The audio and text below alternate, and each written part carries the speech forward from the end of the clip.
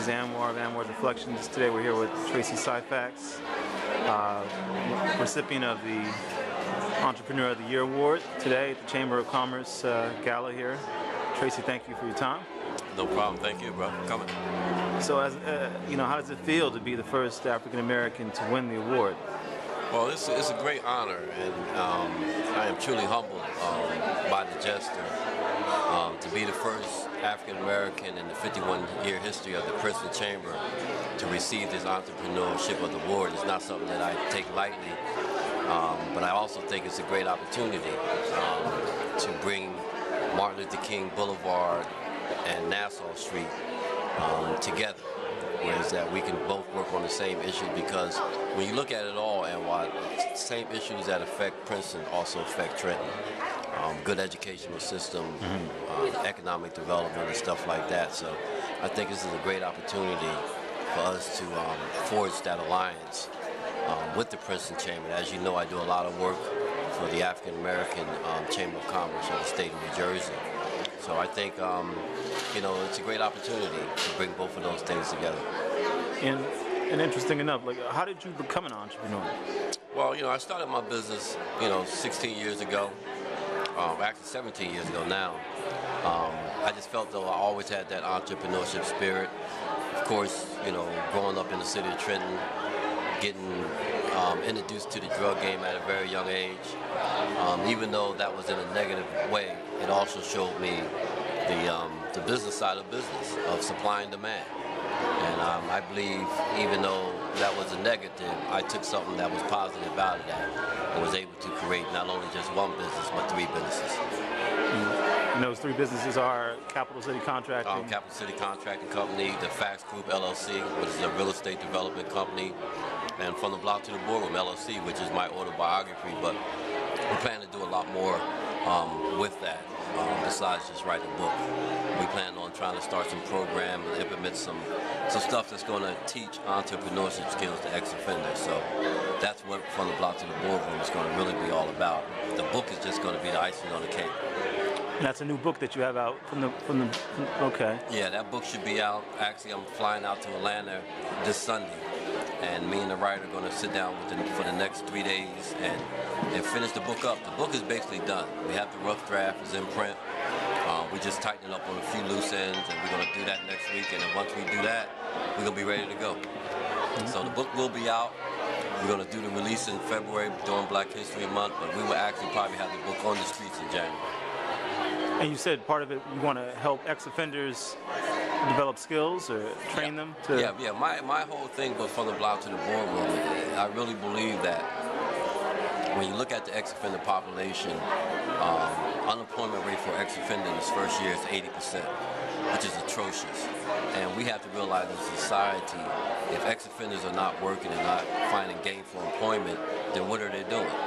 They're basically doing the same thing that they're always doing to survive. They're doing what they have to do to survive. So I really believe that if nobody's going to give you that opportunity, you have to be able to create those opportunities for yourself. So From the Block to the Boardroom, what we're looking to do is just to teach entrepreneurship skills to ex-offenders, whether it's in prisons, whether it's in drug programs, whether it's in halfway houses.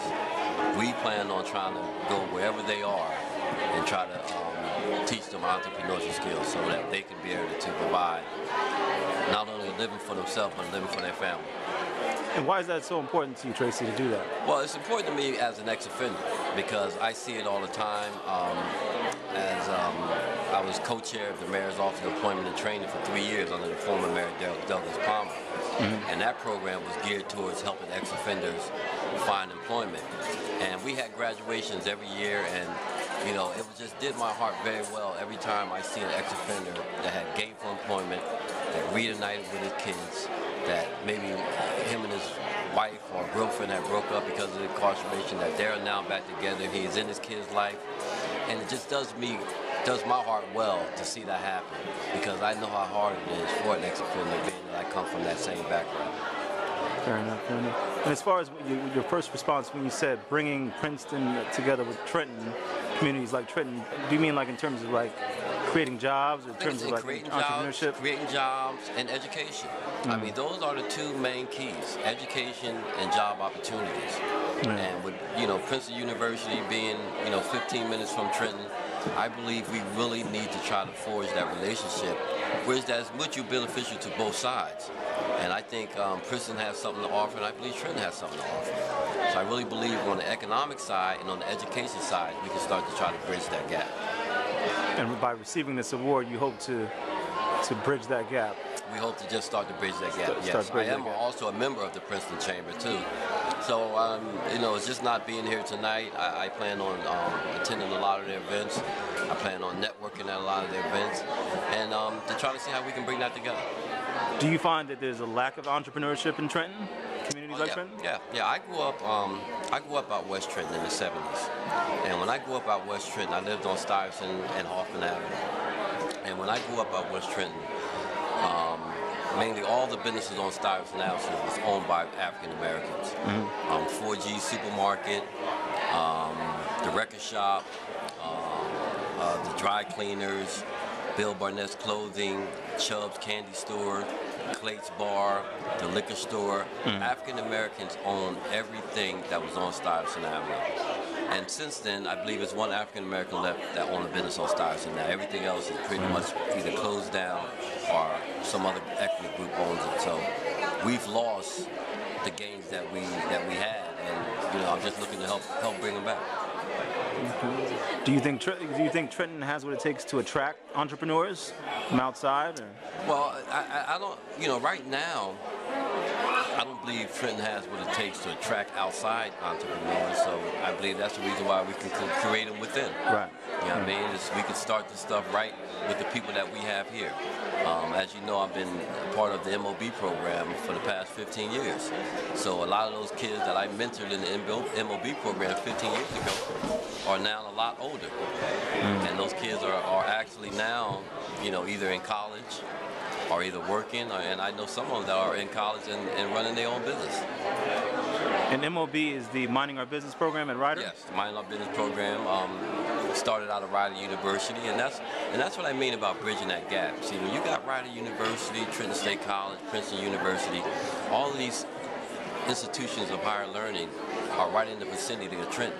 And when you start collaborating on stuff like the MOB program or in any other program that's going to bring the two together that is mutually beneficial for the community, yes, that's what we have the opportunity to do, not just with Rider University as we did with the MOB program, but now with Princeton University also.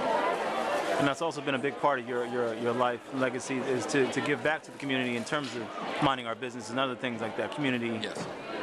On top of your entrepreneurship. Yes. Again, I thank you for your time, and congratulations on the award, sir.